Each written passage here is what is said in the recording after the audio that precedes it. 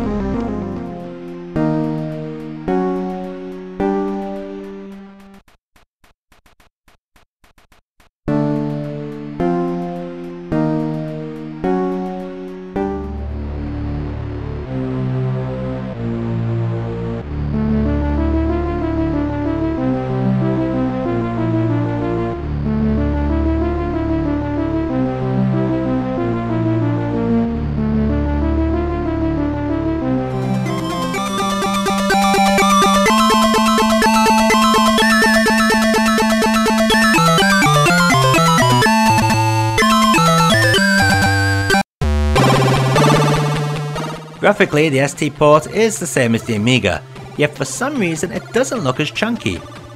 Just like the Amiga version, this also lacks the arcade's parallax scrolling, but it does win over in the gameplay department, thanks to those hitboxes being smaller this time round. But I can't help feel that Imagitech should have tried to add some sound effects while the music is playing. Talking of which, it's not that bad to be honest.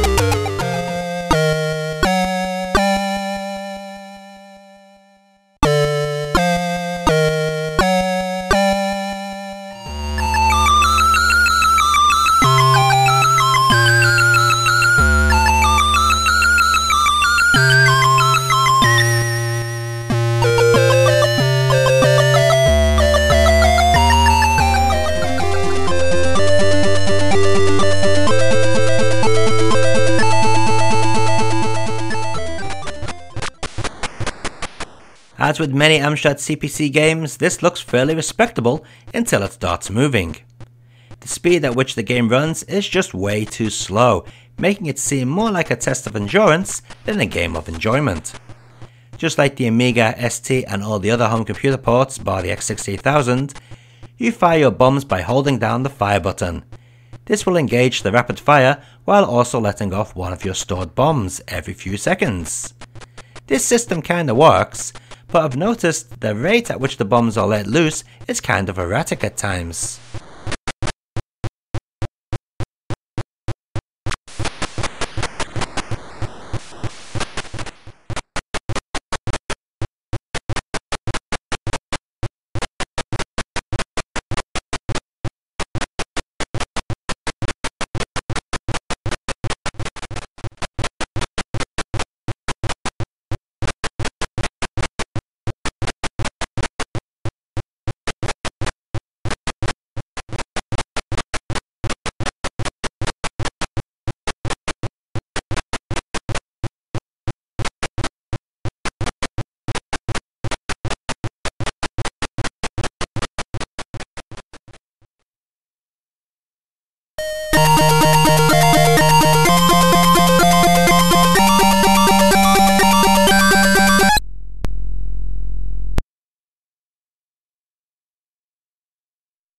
I'm sorry to say that the ZX Spectrum port is bloody awful to play.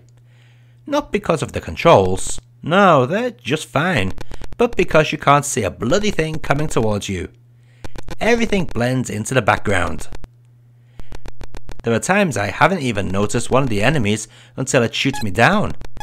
This alone makes the game a pain to play, but it does get worse. The attack patterns are sometimes too fast, making the almost invisible enemy even harder to evade.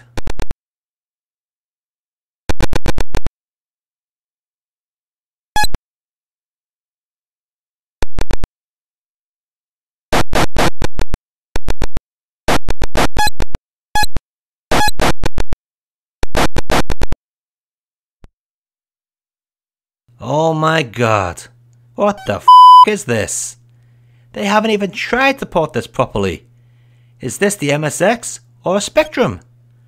Why are the options to use the Sinclair and Kempston joystick still present? In fact, this is the reason I couldn't get the control pad to work with this abomination.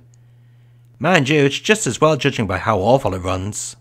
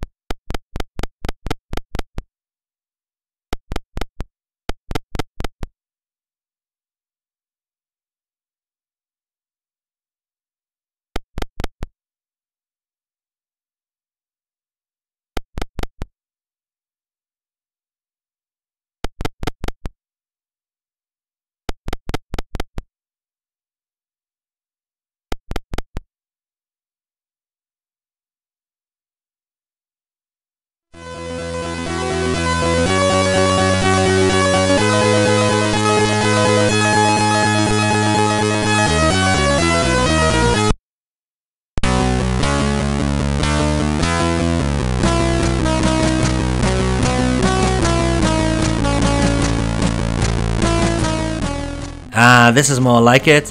You can always rely on the Commodore 64 to give us a competent 8-bit rendition of a shooter.